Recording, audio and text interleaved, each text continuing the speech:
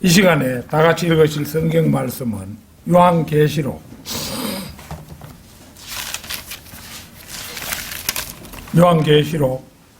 17장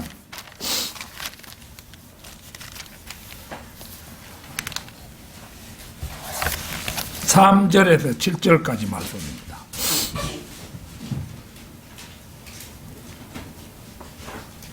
(3절에서) 7절까지 말씀 다 찾으신 줄 알고 받들어 읽겠습니다. 요한계시록 17장 3절에서 7절까지 말씀. 그가 나를 영 안에서 광야로 이끌어 가니라. 또 내가 보니 한 여자가 주홍빛 짐승 위에 앉아 있는데 그 짐승은 하나님을 모독하는 이름들로 가득하고 7머리와 10뿔을 가졌더라. 그러니까 거기서 여자는 교황을 가리키고 짐승은 유럽 연합을 가리킨다, 이렇게 볼 수 있죠. 또 그 여자는 자주색과 주홍색 옷을 입고 금과 보석과 진주로 장식하고 손에는 금잔을 가졌는데 그 잔은 가증스러운 것들과 그녀가 행한 음행의 더러운 것들로 가득 찼더라. 이제 여기서 음행은 이제 영적 간음을 말하는 거죠. 그녀의 이마에 한 이름이 기록되어 있는데 신비라 큰 바빌론이라 땅의 창녀들과 가증한 것들의 음이라고 하였더라. 또 내가 보니 그 여자가 성도들의 피와 예수의 순교자들의 피에 취하였더라. 그러므로 내가 그녀를 보고 크게 의아해 하며 놀랐노라. 그러자 그 천사가 내게 말하기를 왜 놀라느냐? 내가 그 여자의 신비와 그녀를 태운 7머리와 10뿔을 가진 그 짐승의 신비를 너에게 말하리라. 자, 오늘 오후에는 큰 바빌론의 신비, 큰 바빌론의 신비, 그런 제목으로 말씀을 드리겠습니다. 알렉산더 히슬롭이라는 사람이 쓴 2개의 바빌론이라는 책이 있는데요. 거기에는 이제 이라크의 바빌론과 또 하나의 바빌론이 나온다고 합니다. 후자의 바빌론의 경우 신비적인 사이비 형제단 안에는 교황이라 불리는 대제사장이 있고 그는 종교적인 독재자로서 이 종교 집단을 조종한다고 기록되어 있다고 합니다. 그리고 입회자들이 이 집단에 가입하기 위해서는 자신의 죄들을 그 대제사장에게 자백해야만 한다고 기록하고 있다는 것입니다. 이 집단이 누구인가는 굳이 거명하지 않더라도 짐작이 갈 것입니다. 오늘의 본문 말씀에 나오는 한 여자가 바로 그의 정체입니다. 종교 창녀라, 이러니까 그 여자지요. 1825년 교황 레오 12세는 한 메달을 만들었는데 한 면에는 자신의 모습을, 이면에는 잔을 든 한 여자를 새겨 넣었다고 합니다. 그 여자의 모습이 새겨진 이면에 이제 글자를 새겨 넣었는데요. 라틴어로 온 세상이 그녀의 보좌이다, 이런 뜻의 문구가 새겨져 있다고 합니다. 다시 말해 교황 레오 12세는 온 세상 위에 앉아 있는 여자의 모습이 이제 특히 유럽 연합 위에 앉아 있는 여자의 모습이 곧 자신임을 은연중에 시사하는 메달을 만들었다고 할 수가 있겠습니다. 그녀는 신앙의 자유를 부정하고 개개인이 자신의 종교를 선택하는 데 있어 강제력을 사용하고 직접적인 간섭을 할 수 있는 권리가 자신에게 있다고 주장합니다.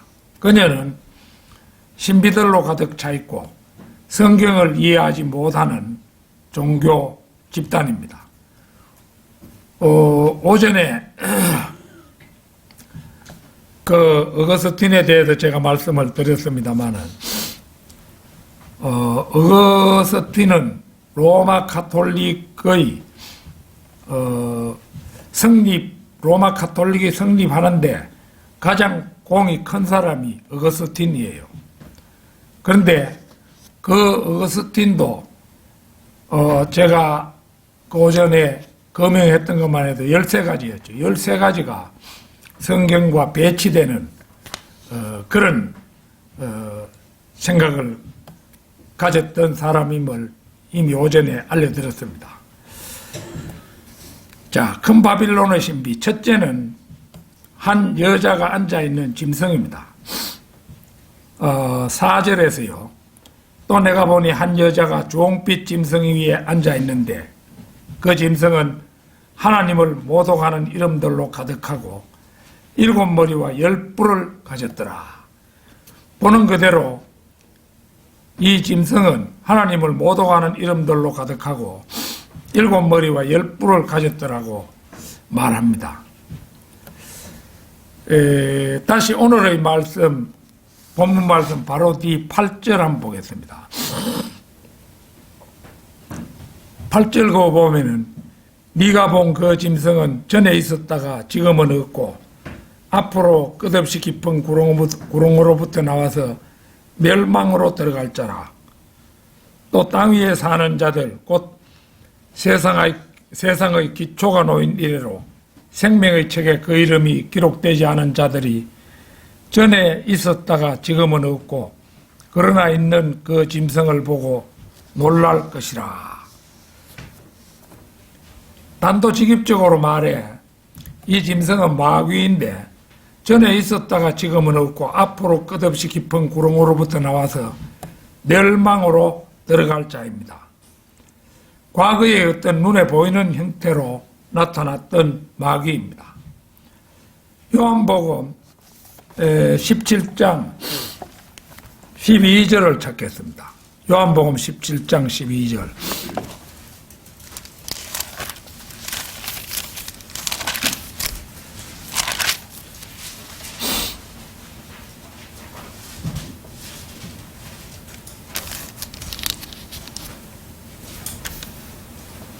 요한복음 17장 내가 그들과 12절입니다. 내가 그들과 함께 세상에 있었을 때는 아버지의 이름으로 그들을 지켰나이다. 아버지께서 내게 주신 그들을 내가 지키었고 멸망의 아들 외에는, 요 멸망의 아들이 이제 유다 이스카리옷이지요. 멸망의 아들 외에는 그들 중 아무도 잃어버리지 아니하였으니 이로써 성경이 이루어지게 한 것이옵니다. 눈에 보이는 형태로 나타났던 마귀를 예수님께서는 멸망의 아들이라 부르시는데 이제 그가 곧 유다 이스카리옷이라는 겁니다. 다시 요한계시록 9장 11절을 보면 이렇게 되어 있습니다. 요한계시록 9장 11절 보겠습니다. 9장 11절.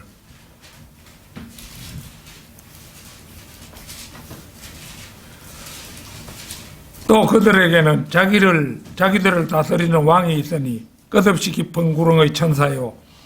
그의 이름은 히브리어로 아바돈이며 헬라어로 그의 이름은 아폴루온이더라. 보는 것처럼 멸망의 아들이 곧 끝없이 깊은 구렁의 천사인데 히브리어로는 아바돈으로 불리고 헬라어로는 아폴루온이라 불린다는 것입니다. 그러니까 짐승이 곧 사탄이지만 사탄이 육화한 사람이기도 한 동시에 짐승으로 불리는 것입니다. 우리가 잘 아는 바대로 예수님 당시에 사람으로 육화한 마귀가 예수님의 제자 가운데 한 사람이 되었는데 그가 바로 유다 이스카리옷입니다. 이 사람은 예수님을 팔고 나서 양심의 가책을 느껴 목을 메고 자살을 합니다. 죽으면서 하도 몸부림을 쳐서 배가 터지고 창자까지 밖으로 나와서 죽은 사람이 곧 멸망의 아들입니다. 이제 몸부림 칠 때 이제 그 지진도 함께 일어났다고 그렇게 되어 있습니다. 사도행전 1장 25절을 보면 유다는 범죄함으로 이로부터 떨어져 그 자신의 거처로 갔나이다 이렇게 기록하고 있습니다. 그 자신의 거처가 바로 끝없이 깊은 구렁임은 그리스도인들이 마땅히 알아야 할 상식입니다. 그런데 그 짐승을 보고 놀랄 것이라 하는데 왜 놀라느냐 하면 그가 바로 예수님 당시에 예수님을 은 30개에 팔아먹은 유다 이스카리옷이었기 때문입니다. 다음은 4절에 나타난 7 왕과 10뿔입니다. 요한계시록 17장 10절에서 13절 한번 보겠습니다. 요한계시록 17장 10절에서 13절. 7 왕이 있는데 5은 패망하였으나 하나는 남아있고 또 하나는 아직 오지 아니하였으나 그가 오면 잠시 동안 머물러야만 되리라.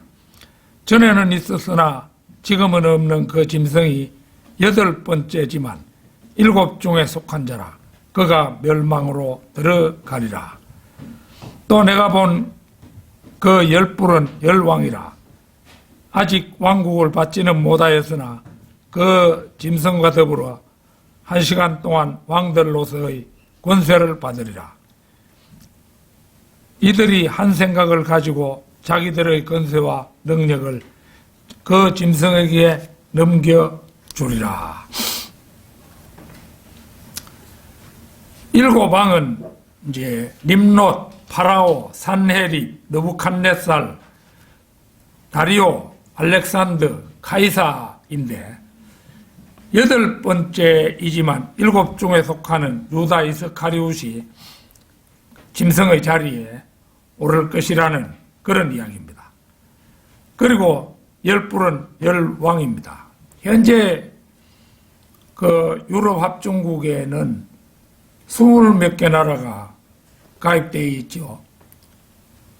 우크라이나도 들어있고, 옛날 동구권에 있던 나라들이 대거 포함됐는데, 이제 어느 시기에 가면은 이게 10개로 압축이 된다 이거죠.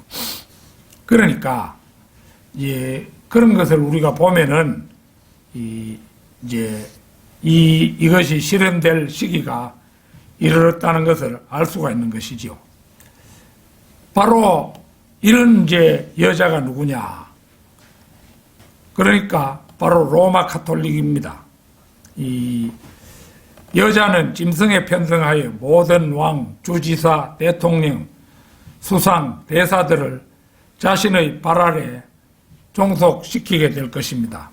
지금 유럽에 있는 왕들은 거의 굴복하고 있는 상태지요. 큰 바빌론의 신비. 둘째, 여자는 자주색과 주홍색 입을 입었으며 상징은 금잔입니다.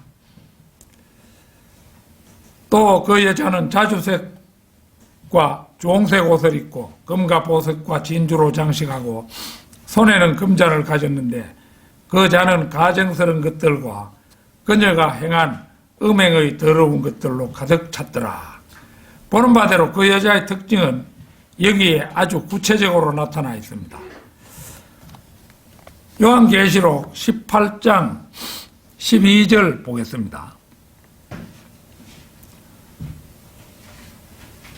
그 상품들은 금과 은과 보석과 진주와 세마포와 자주색 옷감과 비단과 주홍색 옷감과 각종 향목과 각종 상하 제품과 아주 진귀한 각종 목재 제품과 놋 제품과 철 제품과 대리석 제품과 한 절 더 읽겠습니다.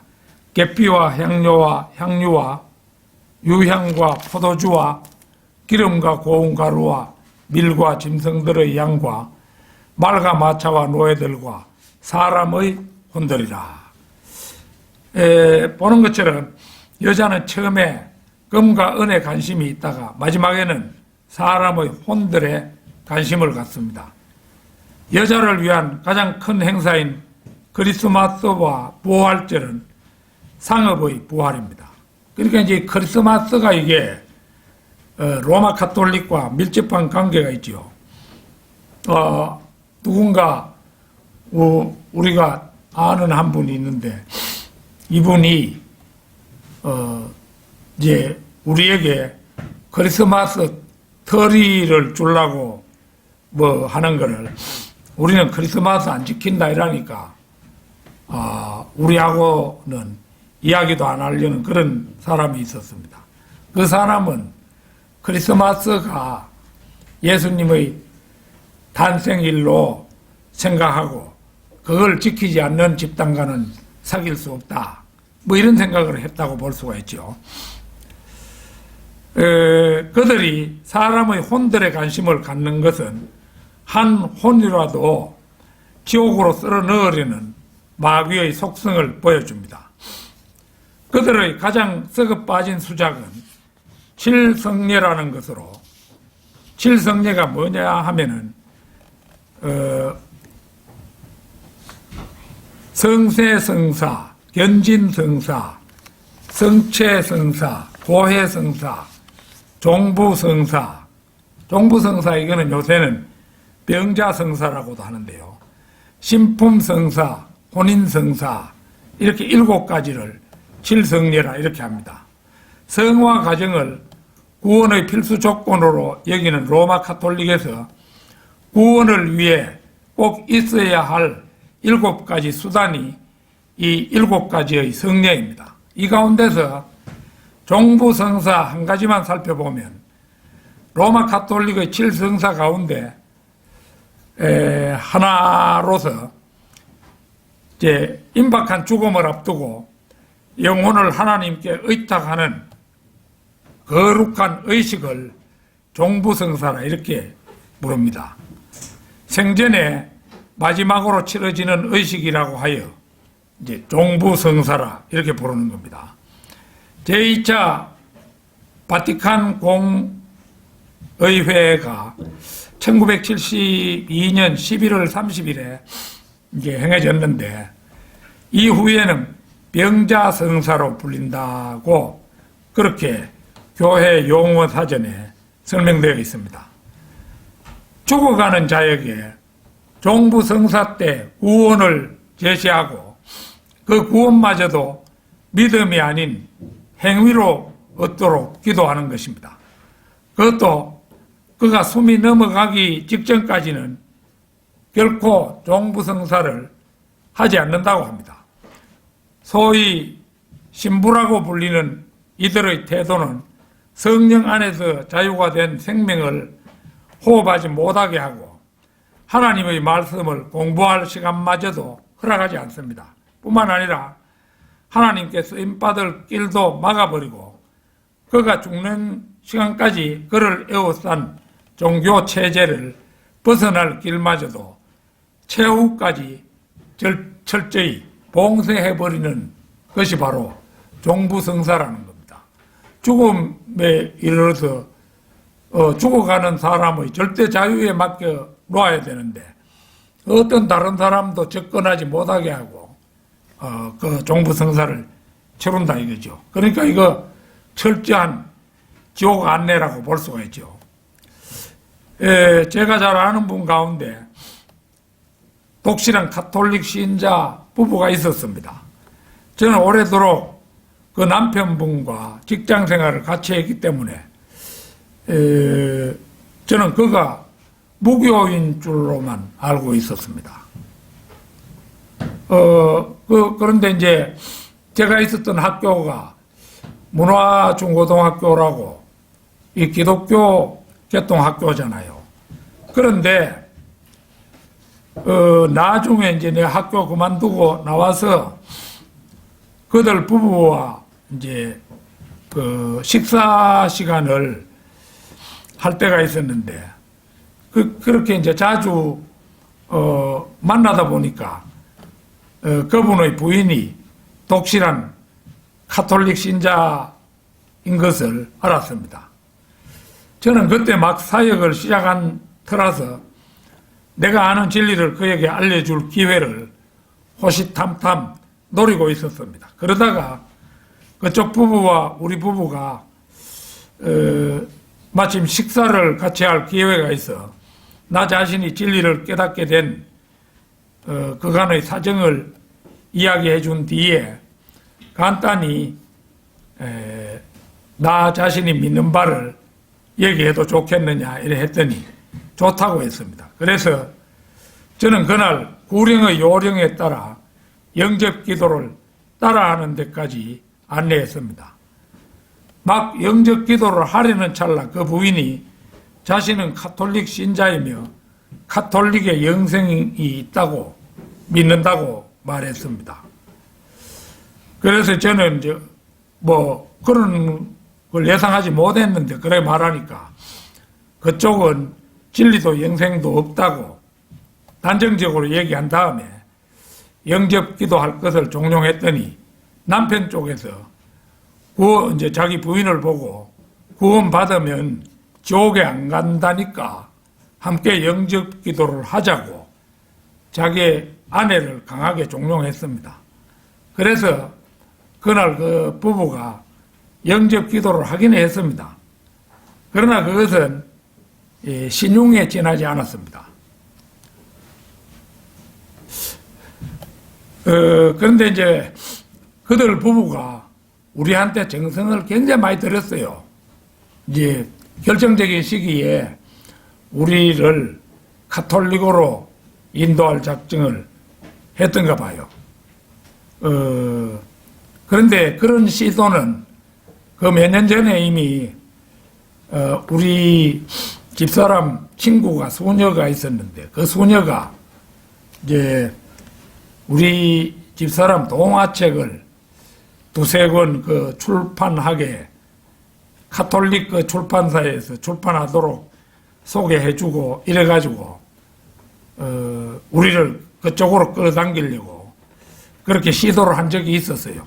그런데 이 이제 부부도 내가 그때 나 하나 꽃피어라는 시집을 냈는데 이 나 하나 꽃피어라는 시집을 이 사람이 여러 사람에게 소개해가지고 아마 한 뭐 100수십 건은 팔리도록 그렇게 소개를 해줬어요. 그러니까 이제 그게 미끼를 거는 것이었는데 워낙 우리가 이제 그 강하게 나오니까 이 사람이 특히 이제 우리한테 말하는 게 뭐냐. 그러면은 우리가 종교 문제는 서로 간섭하지 않는 것으로 하자. 이러는 거예요. 그래서 나는 그럴 수 없다. 내가 아는 진리를 어떻게 전하지 않고 넘어갈 수 있겠느냐. 뭐 이렇게 고집을 피웠더니만은 그들 부부와는 소원한 관계가 되고 말았어요. 아마도 남편이 독실한 카톨릭 신자인 아내에게 회유를 당한 듯이 보였습니다. 그리고 그 후 저는 그들 부부의 행방이 묘연해졌다는 사실을 알게 되어서 수소문해보았지만 끝내 알 길이 없었습니다. 그는 아마도 적지 않은 재물을 헌납하고 그들 부부가 카톨릭에 관계된 어떤 단체에 들어가서 마지막을 보내고 있는 것이 아닌가. 그런데 이제 이분은 자녀 교육은 아주 잘 시켰어요.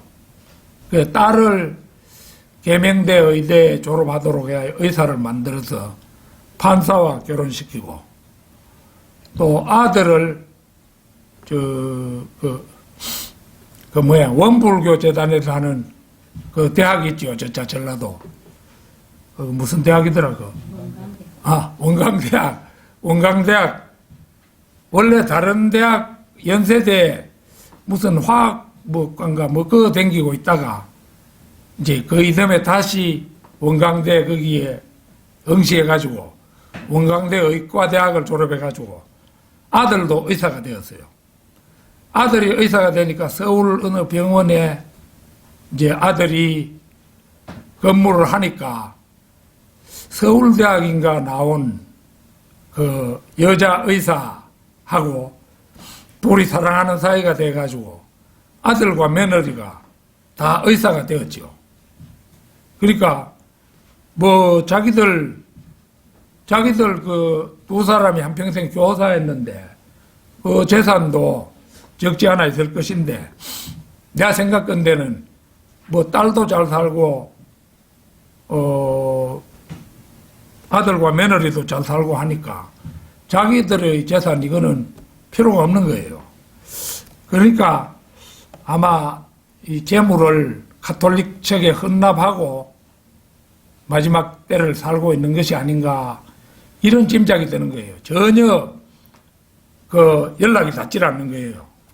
그래 내가 어제 저녁에 이 설교문 작성하면서 그 이제 가톨릭에 그런 기관이 없는가 이걸 인터넷에 검색을 해봤어요. 그래 이제 뭐 이래 가톨릭 신자가 자기가 이래 나이가 많아지면은 가톨릭에 들어가서 지내는 수도원 같은 것이 없는가 이걸 이제 한번 살펴봤어요. 살펴보니까 뜻밖의 봉쇄수도원이라는 게 있어요. 봉쇄수도원. 그러니까 삶을 완전히 봉쇄해버린다는 거죠. 그러니까 거기에 일단 막 들어가면은 세상 사람들과 인연을 완전히 끊어버리고 봉쇄당한 채 거기서 오로지 명상을 하고 뭐 자기들 하는 식으로 그런 걸 하면서 지내다가 죽는다는 거죠. 그런데 봉쇄수도원이라는 게 있더라고요. 그 우리나라 뭐 남자가 들어가는 봉쇄수도원은 몇 개 없는데 여자들이 들어가는 봉쇄수도원은 좀 여러 개가 있고 그렇더라고요. 그래 내 생각에 아하 연락이 안 되는 거 보니까 이런 데 들어가서 연락을 완전히 끊어버리고 자기들 딴에는 참 하늘나라 천국에 간다고 그렇게 마지막을 보내고 있다는 짐작이 갔습니다. 그런데 가톨릭 믿어가지고 하늘나라 갑니까? 한 사람도 못 가잖아요. 그거는 안 되는 건데 그 사람들은 헛짚은 거예요. 나중에 이제 죽어서 도착해보면 지옥인 걸 알고 깜짝 놀라겠죠. 이거 틀림없이 여기 천국일 줄 알았는데 왜 지옥이냐 이렇게 되겠죠. 우리하고는 이제 언제 만나느냐. 우리 그리스도인들은 큰 백보자 심판에서 예수님이 심판주가 되시고 우리는 그 예수님의 재판을 도와서 그 큰 백보자 심판에서 일을 하잖아요. 그러니까 이제 우리가 그 작은 재판관들이 돼가지고 이제 앉아 있으면은 지옥에서 천년간 시달리다가 불에 거슬린 형태로 나타나가지고 우리 앞에 나오겠죠. 나오지만 우리한테 할 말이 없겠죠. 그때 내가 조 선생 말을 들었더라면 꿀이 주르르 흐르는데 꿀이 흐르는 정도가 아니죠. 결국 그런 신세가 된 것을 한탄하면서 우리가 서로 만나게 되겠죠. 큰 백보자 심판에서 틀림없이 만나게 되는 겁니다. 난 이제 어제 저녁에 그거 찾아보고 봉쇄수도원이라는 게 있는 걸 알았어요. 어떻습니까? 이런 걸 보면은 이 로마 가톨릭 이거는 물귀신도 이런 물귀신이 없는 거예요. 한번 올가미를 씌우면은 죽기까지 놓아주지 않는 여자가 바로 로마 가톨릭입니다. 큰 바빌론의 신비. 셋째, 성도들의 피와 예수의 증인들의 피에 취해 있는 여자입니다. 또 내가 보니 그 여자가 성도들의 피와 예수의 순교자들의 피에 취하였더라. 그러므로 내가 그녀를 보고 크게 의아해하며 놀랐노라.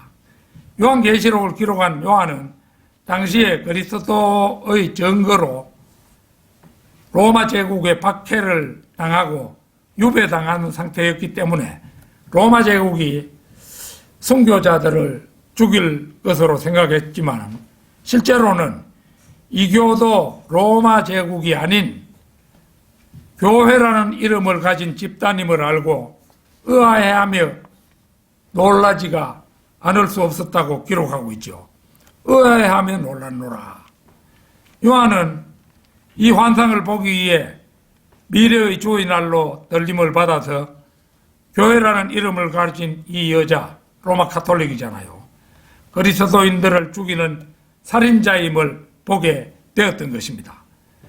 그것은 결코 로마 제국이 아닙니다. 왜 요한이 로마 제국이 그리스도인을 죽이는 것에 놀랐겠습니까? 자기가 이미 박해를 당하고 있는 참에 그 로마 제국이 사람을 죽이는 거 이런 거는 요한이 놀랄 리가 없지요.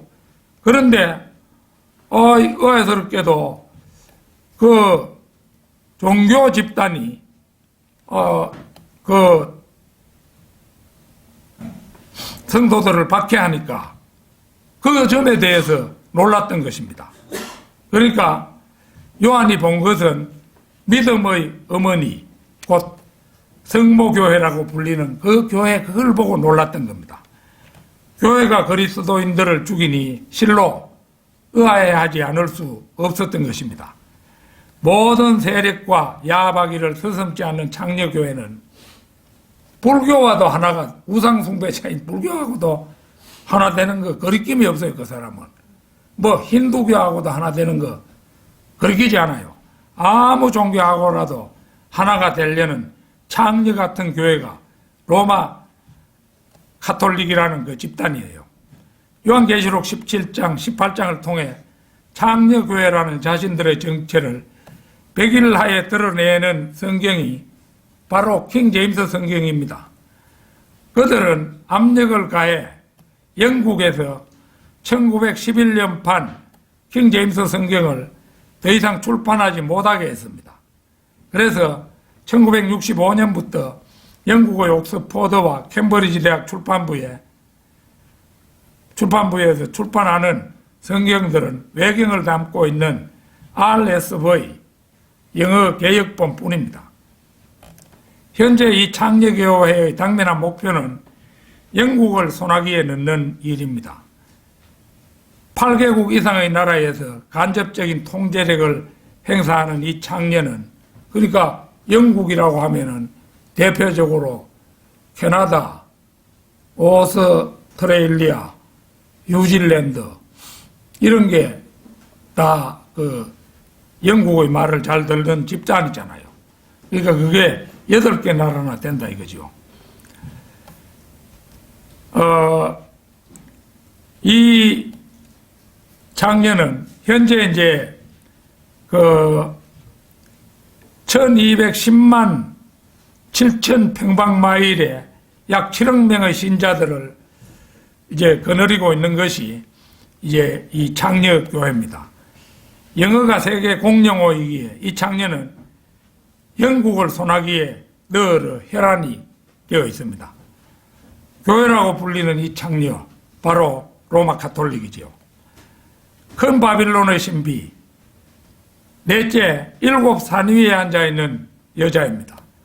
지혜 있는 생각이 여기 있으니 7머리는 그 여자가 앉은 7산이요. 성경은 이렇듯 여자가 앉아있는 장소인 7산을 거명하고 있습니다. 그들이 자리한 바티칸이라는 도시가 7산 위에 건설되었다는 사실을 사실이 이제 세상에 널리 알려진 공공연한 비밀입니다.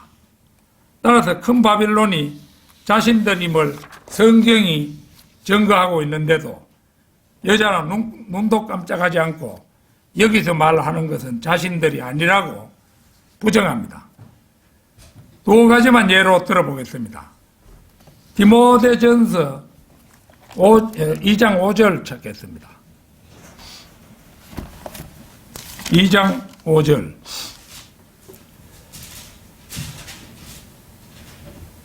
하나님은 한 분이시요 하나님과 사람 사이의 중보자도 한 분이시니 곧 사람이신 그리스도 예수시라. 보는 것처럼 중보자는 예수 그리스도 한 분뿐입니다. 그런데도 불구하고 이 여자는 마리아를 중보자의 반열에 올리기를 주저하지 않습니다. 그러면서 말하기를 인간적으로 예수 그리스도의 거룩한 모친을 기도의 대상인 중보자로 삼는 것이 뭐가 나쁘냐고 오히려 반문하고 핏대를 올리는 집단이 바로 그들입니다. 마가복음 6장 3절도 한번 보겠습니다. 마가복음 6장 3절.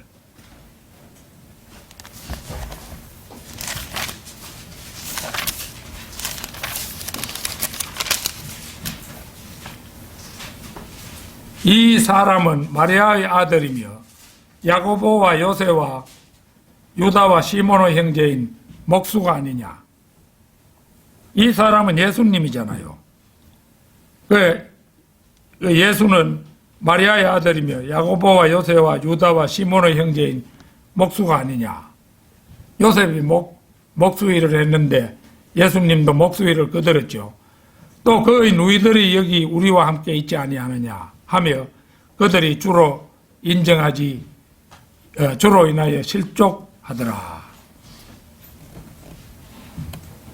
예수님의 육신의 형제 4명은 이름까지 하나하나 거명되어 있고 누이들이라 이랬으니까 최소 2명 이상이 있었음이 이처럼 명명백백하게 기록되어 있는데도 마리아의 처녀성을 강조하기 위해 여기 나온 4사람의 아들들과 딸들을 갖다가 예수의 사촌들이라고 부덕부덕 우기는 집단이 이제 그 로마 카톨릭입니다. 7산 위에 건설된 도시가 바티칸밖에 없으니 이것은 움직이려야 움직일 수 없는 사실이지만 눈 딱 감고 아니라 하면 그만입니다. 어리석은 대중들은 그녀가 몇 번만 부정하면 아니기에 아니라고 하겠지 하고는 그 여자의 말을 진실로 치부해 버리는 것입니다. 예, 우리나라 대통령 선거에 민주당의 국민의힘 당도 후보가 그렇게 좋은 사람이 아니에요. 그 다음에 윤석열이 별로 좋은 사람이 아니죠. 그 다음에 이재명이 그건 더한 사람이고 둘 다 이게 범죄적인 그런 것으로는 50보 100보예요. 50보 100보인데 이건 범죄투성인데 이재명이가 그거 자기는 그래도 떳떳하다고 계속 주장을 하면은 사람들은 그 말에 속아 넘어가는 거예요. 저거 정당하니까 저렇게 말하겠지. 이래가지고 그 사람을 찍어주게 되는 겁니다. 그리고 그쪽은 또 선거 부정에 능수능란한 사람들이 포진되어 있고 선거관리위원회와 대법원이 그 사람들 편이잖아요. 그러니까 선거 부정 저지른 그 일도 없고 윤석열이가 될 가능성은 희박하다고 봐야 되겠죠. 그러니까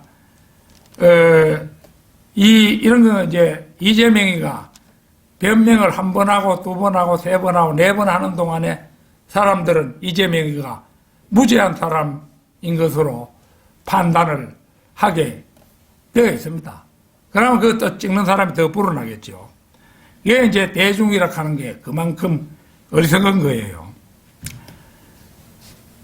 자신의 목적을 이루기 위해서는 하나님의 이름보다도 더 높이신 말씀 정도는 항상 눈도 안 깜짝이고 부정하는 것이 이 여자의 행태입니다. 그 증거를 잠시 살펴보겠습니다. 로마 카톨릭의 그 교리문답 1994년 제95항을 보면 이렇게 되어 있습니다. 그러므로 하느님께서, 이 사람들을 하느님이라고 하잖아요. 하느님께서 현명하게 배열해 놓으신 속에서 신성한 전통과 신성한 성경과 교회의 권위는 연결되고 연합되어서 이것들 중 어떤 것도 다른 것 없이 단독으로는 설 수 없다. 우리는 하나님의 말씀, 오직 말씀이잖아요. 오직 말씀인데 이 사람들은 신성한 전통, 신성한 성경, 교회 이 세 가지가 이제 같은 그 레벨에 속하는 거예요. 각자 자기 방식대로 한 성령 안에서 함께 역사함으로써 그들 모두는 영혼 구원에 효과적으로 공헌한다. 이렇게 돼 있어요. 이들은 세 가지의 최종 권위가 존재한다고 가르치는데 신성한 전통, 신성한 성경, 교회가 그것들입니다. 이 세 가지 최종 권위 가운데 그들이 나열한 순서는 신성한 전통이 제1의 권위이고 성경은 놀랍게도 그 다음입니다. 이는 성경 해석 방법에 관해 언급되어 온 모든 것이 궁극적으로는 교회의 판결을 받기 때문입니다. 그래서 이 사람들이 말하기를 이 교회는 하나님의 말씀을 해석하고 지키는 하나님께서 위탁하신 사역을 이제 수행한다. 제 119항에서 그렇게 말하고 있어요. 이처럼 그들의 교리 문답은 하나의 최종 권위가 성경이 아니라 카톨릭의 현 가르침이라고 결론 짓습니다. 왜냐하면 그 교회만이 하나님의 말씀을 진정으로 해석할 자격을 갖춘 유일무이한 존재이기 때문이라는 것입니다. 이 집단이 바로 로마 카톨릭이죠. 그러니까 신성한 전통이 최고고 전통에 이렇다 하면은 말씀이 저렇다 해도 소용이 없는 거예요. 큰 바빌론의 신비. 다섯째, 여자의 이마 위에 기록된 이름입니다. 그녀의 이마에 한 이름이 기록되어 있는데 신비라, 큰 바빌론이라, 땅의 창녀들과 가정한 것들의 의미라고 하였더라. 큰 바빌론이 왜 신비인가? 그것은 그들 집단이 종교 집단이면서 정치 집단이기 때문입니다. 신정일치는 고대에나 있었던 형태였는데 이들 집단은 현대에도 묘하게 양면성을 띠고 있는 것입니다. 교회라고 하면서도 각국의 대사를 파견하여 국가 행사를 하는 데서 알 수 있듯이 그들의 존재는 신비롭기 짝이 없습니다. 그런데 이 신비의 바빌론은 현재는 승승장구하여 그의 기세를 막을 자는 아무도 없습니다. 그러나 주님께서 재림하는 날 이 막강한 큰 바빌론도 하루 만에 무너지는 비운을 맞게 됩니다. 요한계시록 14장 8절 한번 보겠습니다. 요한계시록 14장 8절.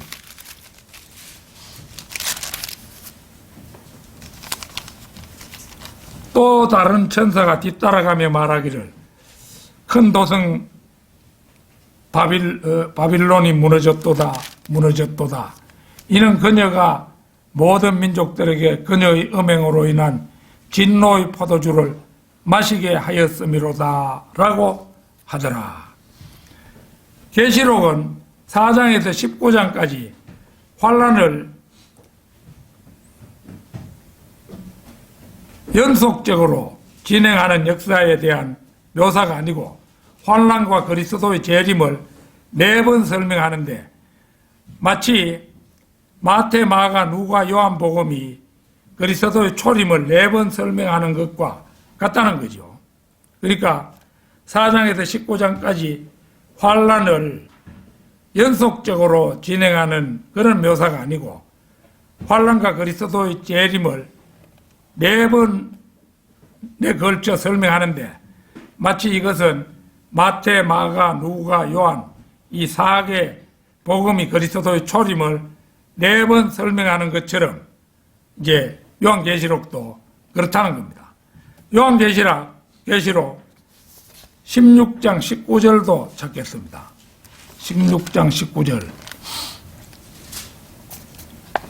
또 큰 도상이 세 부분으로 갈라지고 민족들의 성읍도 붕괴되며 큰 바빌론이 하나님 앞에 기록되었으니 이는 그녀에게 그분의 맹렬한 진노의 포도주 잔을 주기 위함이니라. 또 18장 2절도 보겠습니다. 그가 큰 음성으로 힘있게 외쳐 말하기를 큰 바빌론이 무너졌도다 무너졌도다. 마귀들의 거처가 되었고 온갖 더러운 영의 소굴이요 모든 더럽고 가증한 새의 소굴이로다. 곧이 21절도 보겠습니다. 21절. 그러자 한 힘센 천사가 그 맷돌 같은 돌을 들어 바다에 던지며 말하기를 큰 도성 바빌론이 이처럼 세차게 던져져서 결코 다시는 보이지 아니하리라.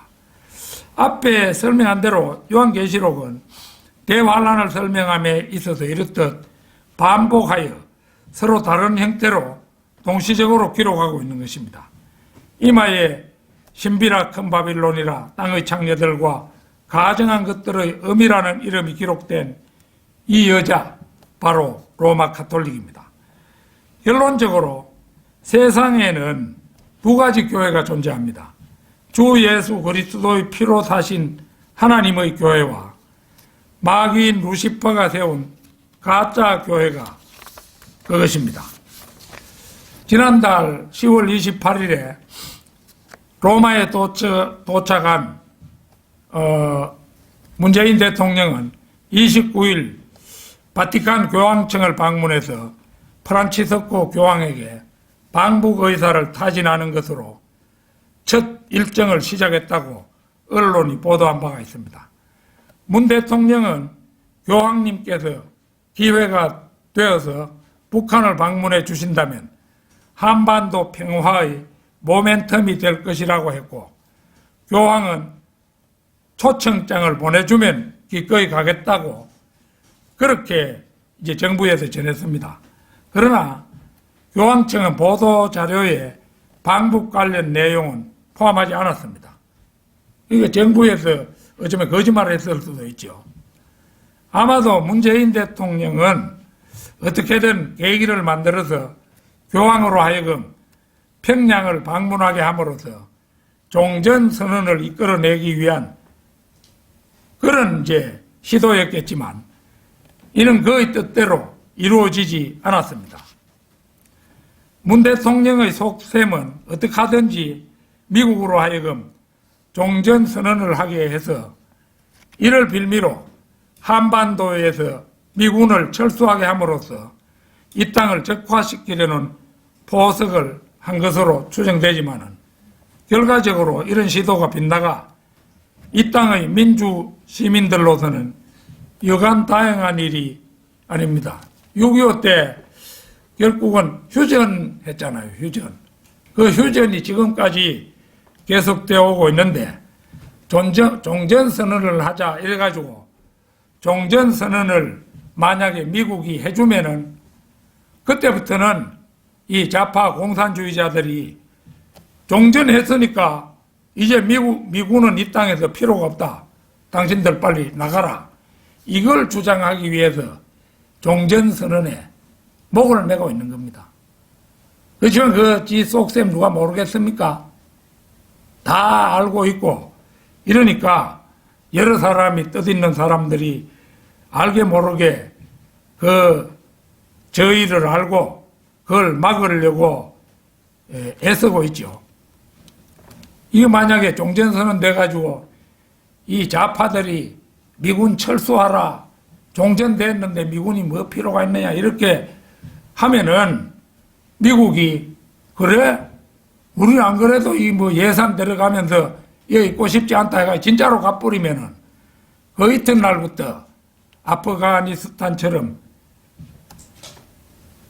우리나라는 막 아프가니스탄은 이슬람으로 넘어가 버렸지만 우리나라는 공산화가 그 이튿날로 되어버리겠죠.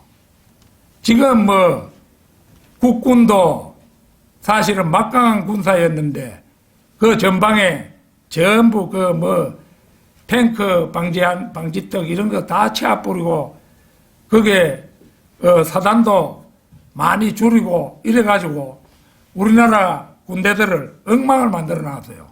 문재인 대통령 들어두고 나서. 그러니 미군이 없어지면은 하루도 버티기 힘드는 거예요. 우리나라는. 지금 그런 위험한情形이 되어 있는데 만약 미군 철수하면 해가지고 공산화되면은 오전에도 제가 잠깐 말씀을 드렸습니다만은 아직 예수님은 이제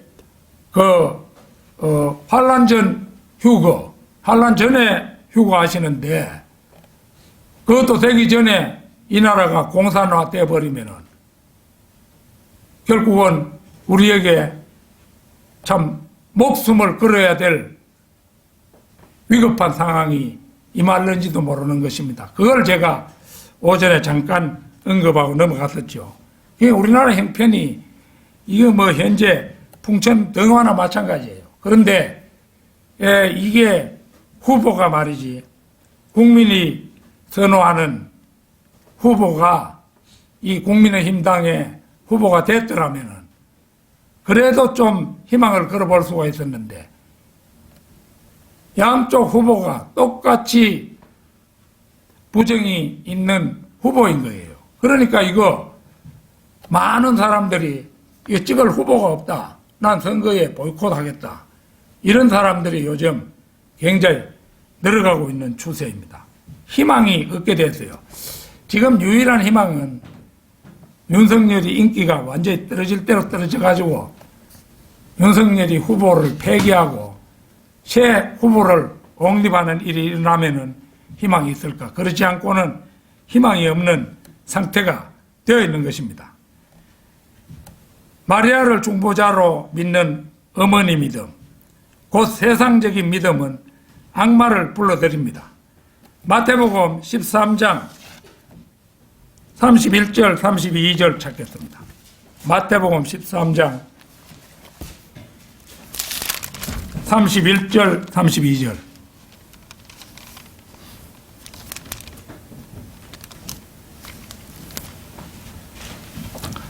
주께서 그들 앞에 또 다른 비유를 들어 말씀하시기를 천국은 어떤 사람이 가져다가 자기 밭에 뿌린 겨자씨 하나를 같으니 그것은 참으로 모든 씨 중에서 가장 작지만 자라나면 푸성기 중에서 가장 커지고 나무가 되면 공중의 새들이 와서 그 가지들에 깃들이느니라고 하시더라. 이 말씀에 대하여 창녀교회와 더불어 기존 침례교, 감리교, 성경의 루터교의 가르침은 이렇습니다. 밭은 세상이고 겨자씨 하나란 믿음, 나무는 교회이며 공중의 새들은 그리스도인들로 가르칩니다. 즉 사람들은 이 구절을 천국의 확장으로 해석하는 것입니다. 겨자씨만큼 작은 천국 또는 하나님의 나라가 복음이 전파되면서 확장되어 전 세계에 이르게 되며 주위 사람들이 새들이라는 거예요. 우리가 이 새들을 마귀로 해석하잖아요. 새들에게 영향을 끼치게 되어 사회의 모든 구석구석까지 하나님의 통치가 미치게 된다고 가르치는 것입니다. 아까 창조교회와 더불어 기존 침례교, 이거 우리나라를 말하는 겁니다. 침례교, 감리교, 성공회, 루터교 이런 것들에서 전부 해석이 엉터리로 해석을 한다는 거예요. 그래서 특히 창녀교회는 이 확장되는 겨자나무를 자신들의 교회라고 가르쳐 자신들의 교회의 세력이 전 세계에 미쳐야 한다고 주장합니다. 그러나 이 비유는 전혀 그런 뜻이 아닙니다. 이 겨자씨가 자라면 원래 푸성기 같은 나물이 되어야 정상입니다. 그러나 이 비유에서 겨자씨는 나무가 되었습니다. 비정상적인 성장을 하게 된 것입니다. 그리고 공중의 새들은 마귀의 세력들입니다. 다시 말해서 이 이상한 나무에 마귀의 세력들이 보금자리를 튼다는 말입니다. 따라서 이 신비적인 형태의 나라, 즉 천국이 숨겨져 버린 상태의 기독교계에는 순수한 그리스도의 사람들만 있는 것이 아니라 사탄의 세력도 함께 존재하게 됩니다. 그래서 우리가 목격하는 그대로 교계에는 많은 거짓 교사들이 있고 사탄의 세력들이 교권을 잡고 있으며 WCC라든가 교단들, 특히 장로교회가 주도하는 교회 일치운동 등의 마귀의 자녀들이 활동하고 있는 것이 전혀 이상한 일이 아닌 것입니다. 그러니까 순수한 집단은 얼마 안 되는 거예요. 순수한 집단은 얼마 안 되고 대부분이 창녀교회와 짝짝꿍하고 있는 것이 현실입니다. 자, 요한계시록 18장 2절 찾겠습니다.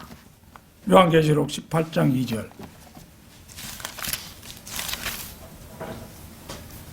아까도 읽어봤습니다만 그가 큰 음성으로 힘있게 외쳐 말하기를 큰 바빌론이 무너졌도다 무너졌도다.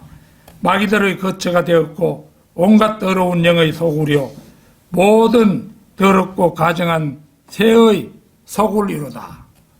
7산 위에 세워진 큰 성 바빌론, 더러운 영들의 소굴이요 더럽고 가증한 새들, 마귀 집단의 소굴인 창녀교회. 이 여자가 누구인지 여러분 이제 다 아시지요? 바로 성모교회 로마 카톨릭입니다. 다 같이 기도드리겠습니다.